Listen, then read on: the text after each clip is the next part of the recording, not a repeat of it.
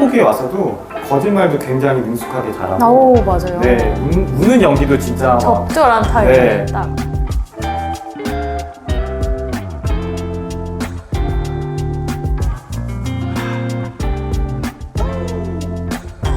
네, 안녕하세요. 법무법인 기혼 장건수 변호사. 네, 김다희 변호사입니다. 네, 오늘은 실제로 저희가 처리했던 사건을 한번 가지고 말씀을 나눠볼 텐데요. 네, 요즘에 학교폭력에서 가장 많이 올라오는 사례 뭔지 아시나요? 아, 알고 있어요. 성적 언어폭력. 맞죠? 맞습니다. 네, 근데 문제는 그 연령이 점점 낮아지고 있다는 거예요. 예전에는 중학생, 고등학생 좀 2차 성징이 좀 발생하는 때 그런 일들이 많이 발생했다고 하면은 요즘에는 초등학교 저학년들도 그런 말들을 많이 하는 것 아, 같더라고요. 맞아요. 초등학교도 애들도 성드립이라는 거를 굉장히 많이 하기 시작하더라고요. 네, 그래서 오늘 저희가 준비한 사례도 이 성희롱을 수반한 언어폭력 사례인데요. 오늘 영상 한번 시청해 보시면 좋을 것 같습니다. 네. 고등학교 1학년인 민경이는 내성적인 학생입니다. 학교에서도 쉬는 시간에 친구들과 놀기보다는 아이패드나 공책에 그림을 그리면서 시간을 보냅니다. 그나마 반에서 친분이 있는 친구라면 학급 회장인 도경이입니다. 도경이가 회장이다 보니 몇 번 톡으로 말을 걸어왔고 그때 친분이 조금 생기게 되었습니다. 그런데 민경이는 요즘 도경이 때문에 고민입니다. 도경이가 수영복을 입은 여자의 사진을 그려달라는 톡을 보내오기도 하고 야동을 본 적이 있냐고 물어보거나 남자 평균 성기 사이즈에 대한 이야기를 꺼내기도 하였습니다. 민경이는 너무 수치스럽고 고통스럽습니다. 도경이가 민경이에게 한 행동을 다른 친구들은 모릅니다. 도경이를 학교폭력으로 신고할 수 있을까요? 예전에는 저는 이제 학폭 같은 거는 좀 모범생이라든지 학급 임원들의 문제가 아니라 좀 약간 비행을 좀 자주 저지르는 학생들의 일인 줄 알았었어요. 네. 제가 학교를 다녔을 때도 대부분 학생들은 학교폭력과는 좀 무관해 보였었고 일진이라고 불리는 친구들이 학교폭력을 좀 많이 저질렀던 것으로 생각이 되는데 네. 근데 요즘은 또 그렇지 않은 경우가 굉장히 많은 것 같더라고요. 맞아요. 학급 임원 또는 우등생인 학생들이 그것도 가해 학생으로 학교폭력의 당사자가 되는 경우가 굉장히 많이 있더라고요. 맞아요. 저도 이제 심의 진행해 보면은 학급 회장이나 이런 인싸들, 인싸 친구들이 학폭 가해자가 돼서 왔을 때 좀 사례를 보면서 좀 소름 끼치는 경우가 많았던 것 같은데 그게 자기가 얼마나 영향력 있는 사람인지 내가 얼마나 인기가 많은지 애들을 어떻게 좌지우지할 수 있는지를 너무 잘 알고 있는 거예요, 이 친구들이. 그래서 그걸 교묘하게 이용을 해서 이제 피해 학생 고립시키고 힘들게 하는 그 경계선상에 있는 행위들을 막 하는 게 좀 약간 무섭다 이런 생각을 하는 경우가 많이 있었던 것 같아요. 맞습니다. 그리고 학교폭력도 조금은 교묘하게 머리를 쓰는 것 같아요. 이게 약간 맞아. 경계선상이라는 말씀을 하셨는데 네. 학교폭력인 것 같기도 하고 아닌 것 같기도 하고 뭐 나한테 잘해주는 것 같기도 하고 못되게 구는 것 같기도 하고 그게 잘 판단이 안 되도록 네. 하는 경우가 굉장히 많은 것 같아요. 네. 그리고 이 학생들은 학폭위에 와서도 거짓말도 굉장히 능숙하게 잘하고 오, 맞아요. 네, 우는 연기도 진짜 적절한 타이밍. 네, 딱. 하는 아이들이 네. 좀 많이 있었던 것 같은데요.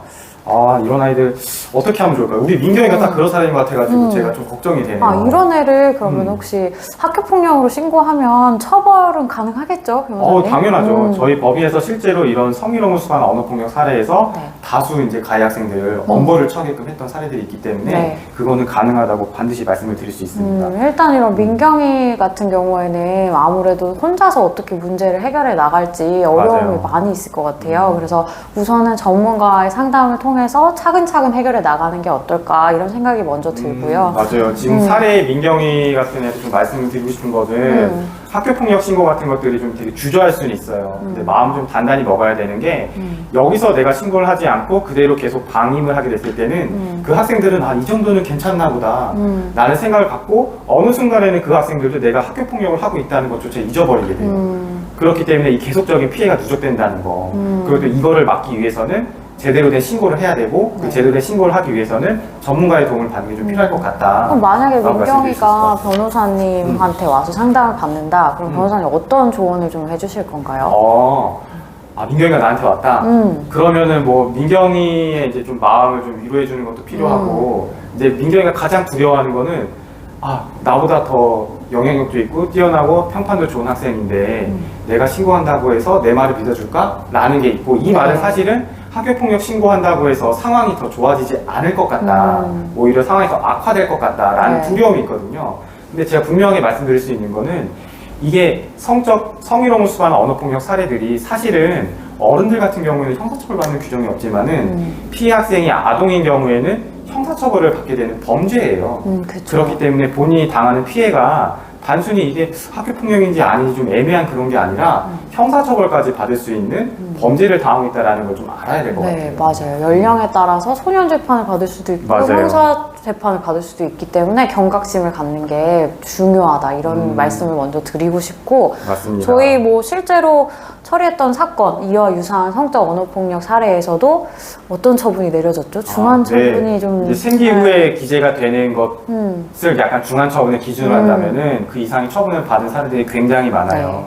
그 학급 회장 같은 경우에는 좀 자백을 잘 안 해요. 아 맞아요. 네. 다 뭐라고 네, 말을 샬라샬라 얼마나 그냥 자기가 다 여기를 설득시킬 수 있다고 생각하는데 사실 그게 잘 통하진 않거든요. 맞아요. 통하지 않게끔 저희가 준비해서 의견서를 내기도 하고요. 그렇기 때문에 증거를 확보하는 게 좀 중요하다고 말씀드릴 수 있을 것 같아요. 그럼 변호사님 민경이가 어떤 증거를 좀 확보하면 좋을까요? 네, 민경이 같은 경우에는 1대1로 톡을 하면서 괴롭힘을 당했던 사례이기 때문에 그 카톡의 내용을 또는 SNS DM 같은 것들을 확보하는 게 제일 중요할 것 같아요. 네. 근데 문제는 이런 것들은 그 카톡방을 나간다든지 뭐 그거를 방을 차단한다든지 이렇게 됐을 때는 복원이 잘 안 되는 문제가 있어요. 네. 그래서 내가 억울한 게 있어도 그게 내 주장만 있고 그걸 입증하지 못해서 좀 학교 폭력 인정받지 못할 위험성도 놓이게 되는데 그런 걸 방지하기 위해서 미리미리 캡처를 해놓고 네, 하는 게 날짜랑 좋을 이렇게 것 잘 같아요. 보이게 캡처를 해서 보관을 하고 계셔야 될 것 같습니다. 맞아요. 이게 내가 보관하는 것, 보는 것 자체가 너무 좀 짜증나서 방에 나갈 수도 있는데, 그러면 안 돼요. 맞아요. 엄마한테 들킬까봐 엄마가 나 이런 얘기 한 거 알면 어떻게 이래서 방을 나가건 하는 일이 절대 있어서는 안 된다. 맞아요.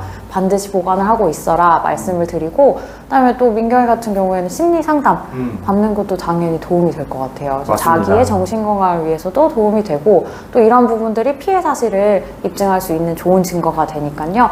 뭐 상담 받다 와서 소견서를 받으실 수도 있고 상담 확인서 언제 제가 상담 다녀왔어요 이런 거를 확보해 놓으시면 도움이 될 것 네, 같다. 이거는 정신적 고통에 대한 것이기 때문에 그런 진단서라든지 소견서가 굉장히 좋은 자료가 될 수 있다는 것도 맞습니다. 꼭 기억하시면 좋을 네. 것 같아요. 한 요 정도 준비하면은 그래도 기본적인 것들은 좀 준비가 됐다고 생각하시면 될 것 같아요. 자세한 내용은 아무래도 개개 사안마다 다르기 때문에 전문가의 구체적인 상담을 받아보시는 게 도움이 될 것 같다. 네, 맞습니다. 말씀을 드리고요. 네, 혹시 가능하다면 좀 거절의 의사표시를 좀 확인할 수 있는 만한 자료 좀 확보하면 좀 좋을 것 같고 네네.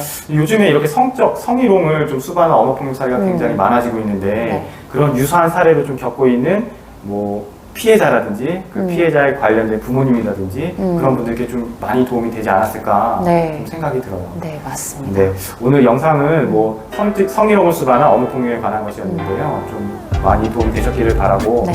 여기서 마치도록 네, 오늘 영상 여기까지고요. 시청해주셔서 감사합니다. 네.